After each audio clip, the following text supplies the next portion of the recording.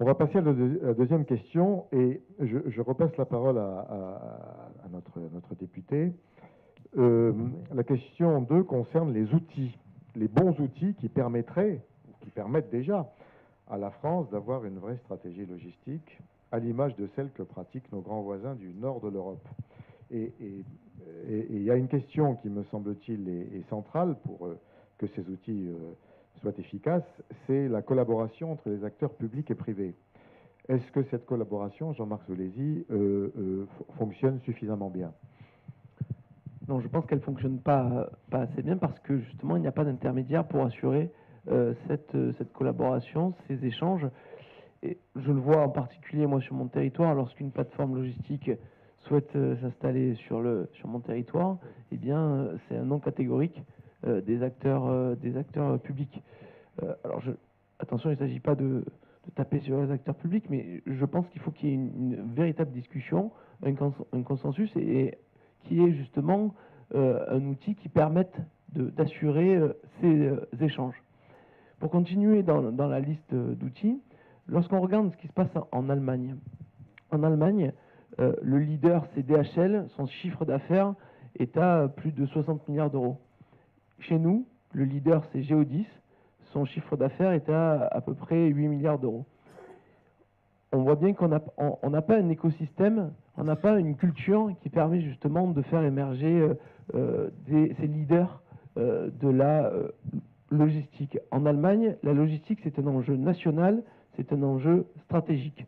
Chez nous, ça reste un axe d'exécution simple. Et donc, je pense qu'il y a tout un aspect culturel à changer, et ça commence dès le plus jeune âge. Il ne faut plus avoir honte que nos enfants fassent des études dans la logistique. Il ne faut plus avoir honte qu'ils fassent un apprentissage dans les métiers de la logistique. Et donc, il y a tout un aspect aussi lié à l'éducation à développer. Donc, après, n'hésitez pas aussi, dans le cadre des travaux de TDIE, de venir alimenter aussi cette loi d'orientation des mobilités, afin que ce que la ministre appelle boîte à outils, cette loi d'orientation des mobilités puisse grossir et soit une véritable boîte à outils à l'image de ce qui peut se faire en Allemagne. Oui. Alors, je voudrais repasser tout de suite la parole à Michel Savy, qui s'il le souhaite d'ailleurs, peut revenir une seconde sur la première question, mais on part du principe que tu as largement présenté les choses dans ton introduction. Donc, quelle est ta vision, Michel, de ces outils indispensables et de cette collaboration entre acteurs publics et privés à instaurer? Je ne vais pas en faire de la liste complète, et je trouve que notre député l'a déjà bien ouverte, cette liste et cette réflexion de fond sous la liste d'outils. Je vais simplement mentionner deux éléments. Revenir sur l'idée d'un observatoire, non pas d'un observatoire, on n'a pas les moyens, hélas, peut-être, mais c'est comme ça, de créer ex nihilo une nouvelle institution. Pour quelle raison, essentiellement? On a un budget un peu contraint, oui, par exemple, semble-t-il. Ça peut coûter très cher. En revanche, on a des lieux d'observation et de mesure de qualité. La France est quand même à une tradition statistique de très haut niveau à l'échelle mondiale. On a des observatoires régionaux, on a d'un côté le ministère des Transports, mais on a l'INSEE qui fait des calculs plus économiques sur toutes les branches, y compris la branche du transport et de la logistique. On a des branches professionnelles, on a des organismes comme l'IFSTAR qui font aussi des enquêtes originales sur la logistique qui ne ressemblent pas aux autres. Donc, à mon sens, il est possible et nécessaire de fédérer tout ça, non pas avec une tête qui donnerait des ordres dans un rapport de pouvoir hiérarchique, au contraire, mais un réseau de réunions, de rencontres, de partages. Et je pense qu'il y a une grande valeur ajoutée qui se dégagera à moindre frais, si j'ose dire, simplement à ramasser cette information, et progressivement les acteurs, je pense, comprendront que c'est dans leur propre intérêt que de rapprocher leurs méthodes, et que les régions, au lieu de chacune inventer des indicateurs à leur mesure, si elles ont au moins une liste minimale d'indicateurs communs, ça permettra les comparaisons. Et donc on se comprend mieux soi-même quand on se compare aux autres. Donc je crois qu'il y a simplement une démarche coopérative à mettre en place entre les institutions de l'État, les institutions régionales, les fédérations professionnelles et le monde académique et de la recherche. Une deuxième petite observation, il a été parlé de la main-d'œuvre, qui est évidemment la question clé. J'ai fait pour le ministère de l'Enseignement supérieur un petit rapport tout récemment qui montrent qu'il y a des formations logistiques en France, il y en a plus de 400. Elles ont un nombre moyen, on compte la formation logistique quand plus de 30% des heures d'enseignement est consacrée à la logistique. Je parle d'enseignement supérieur, post-bac, et en laissant les DUT, non pardon, les BTS de côté, car ils restent un peu dans le cadre de l'enseignement secondaire. Donc une grande dispersion, une grande opacité, et pour avoir un master bac plus 5, il y a 11 formules administratives différentes. Et certaines sont des vrais masters, d'autres sont des équivalents, d'autres sont des titres usurpés que des entreprises pas très honnêtes, je le dis comme je le pense, utilisent. Alors c'est pas un master, mais c'est programme master, diplôme master, master européen, tout ça, c'est du bidon. Et donc on laisse des élèves de 18 ans sur Parcoursup trouver leur chemin dans une telle complexité. Se maquillent. Alors, les professionnels à la logistique disent on manque d'attractivité, on manque de main-d'œuvre, il faut attirer les jeunes. Mais oui, mais vers quelle formation les attirer? Comment donner à des gens dont ce n'est pas la culture, dont les parents ne sont pas forcément dans ce milieu-là, à se débrouiller? Donc, je pense qu'il y a un gros effort de simplification, de clarification, d'information des jeunes.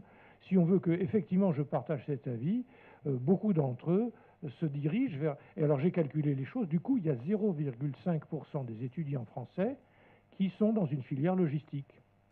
Pour 10% du PIB, alors je comprends bien que pour faire de la logistique, on peut faire des études beaucoup plus générales. C'est mon cas par exemple, j'ai jamais fait une école de logistique et pourtant je prétends m'intéresser à la logistique. Mais quand même il y a un déséquilibre là et je pense qu'une comparaison internationale, par exemple avec l'Allemagne ou la Suisse ou d'autres pays comme ça, serait éclairante. Donc il faut avancer sur tous les terrains. Le problème, c'est bien ça. Il faut travailler sur les infrastructures, il faut travailler sur la formation professionnelle, il faut travailler sur la gouvernance, sur les compétences des collectivités territoriales, les rapports publics-privés. Il faut travailler simultanément. Et donc il faut peut-être quelque part une instance de pilotage. Qui est responsable de la logistique dans les ministères français? Je ne sais pas. Est-ce que c'est le ministère des Transports? Mais ça intéresse peut-être le commerce, ça intéresse peut-être l'industrie, l'agriculture, l'aménagement du territoire. Est-ce qu'un délégué interministériel est une bonne idée? Je n'en sais rien. Mais en tout cas, la fonction mérite d'être questionnée. Mais sauf erreur, du temps de l'effervescence dont on rappelait tout à l'heure, c'est-à-dire la conférence nationale de la logistique dont tu as été l'un des acteurs, il me semble qu'il y avait un ministre de l'économie, du développement numérique et de l'industrie, je crois que ça s'appelait comme ça, qui s'appelait Emmanuel Macron, oui. Qui était un soutien très très actif de la démarche. Je ne vais pas parler à sa place, je pense que je n'ai pas tout à fait compétence. Quand en plus on a un Premier ministre qui a été maire du Havre, en plus, je pense que la logistique ne devrait pas être un mystère sur ses enjeux, sa nécessité de progrès. Donc effectivement, a priori, je ne vois pas d'obstacle politique à ce que ces bonnes idées entrent dans la réalité. Oui. Simplement une remarque avant de vous repasser la parole, c'est que quand il y aura peut-être des questions de la salle tout à l'heure, mais on a quand même l'impression que dans le domaine de la logistique, au niveau des entreprises, il y a beaucoup de choses qui se passent. Et alors, est-ce que ça veut dire que c'est un monde qui tourne sur lui-même, si je puis dire? C'est-à-dire, est-ce que les cadres, parce qu'on sait très bien que c'est une activité qui est très manuelle encore, même si ça s'informatise et ça se numérise de plus en plus, mais on a l'impression qu'il y a beaucoup d'appétence pour cette profession. Donc le chiffre que tu cites, je le trouve particulièrement bas. Je suppose qu'il est vrai, évidemment, mais il y a donc aussi peu d'étudiants que ça qui viennent à la logistique. Mais ils y viennent à travers des études plus générales et pas seulement les études spécifiquement logistiques, et heureusement. Non, ça bouge beaucoup dans les entreprises. Oui. Il fut un temps où le secteur transport, on y mettait les mauvais. Oui. L'ingénieur qui était un petit peu incompétent, là, il ferait moins de dégâts qu'ailleurs. On en est très loin. On comprend très bien les enjeux, les coûts cachés considérables, etc. Et désormais, la fonction logistique dans l'entreprise, elle est reconnue. Mais pas au niveau, et comme il était rappelé par rapport à l'Allemagne, on n'est pas encore au bon niveau.